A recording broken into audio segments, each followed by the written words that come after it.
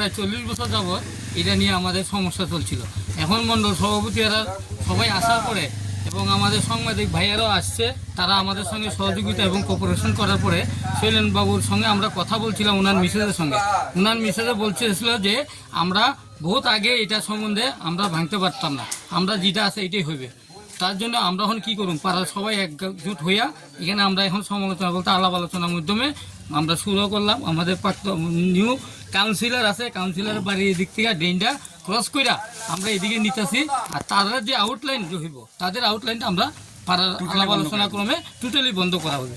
মানে কেন বন্ধ করা? মূলত হয়েছে তারা যে আজকে থেকে আমরা ছোটোবেলার থেকে ওই পাড়ার তারা যখন বাউন্ডারি দিছে তখন বাম সরকার ছিল, তাই না ছিল মনোনীত কাউন্সিলর।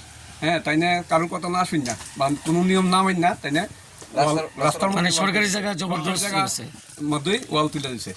তো ওখানে আমরা তারা খবর দিচ্ছি, ওরা তারা কোনো অবস্থাতেই ভাঙতে রাজি না, তারা বিভিন্ন সমস্যা দেখাইছে। তাহলে যেহেতু তারা জায়গা দিতে যায় না, এই কারণে আমরা তাদের এদিকে যে বিভিন্ন আউটলাইন টেন আছে এগুলো সব বন্ধ করে দিয়া তাদের ওয়ালের কিনার সহ আমরা রাস্তা করে এলাম আর কি। এই রাস্তা তুমি বললে আমরা সিদ্ধান্ত নিচ্ছি তারা ওই আমরা উন্নয়নমূলক কাজে তারা বাধা সৃষ্টি করছে। একটা ফায়ার সার্ভিসের গাড়ি বা বড় একটা অ্যাম্বুলেন্স চাইলে বিভিন্ন সমস্যা হইব, এই কারণে আমরা তাদের এই যে যতগুলি আউটলাইন বা যত ইয়ে আছে সব আমরা বন্ধ করে দিয়া এটার পুরাটাই রাস্তার কাজে আমরা লাগাইলাম। আমরা ড্রেনটারে আমরা উল্টা দিকে শিফট করে নিতেছি আর কি।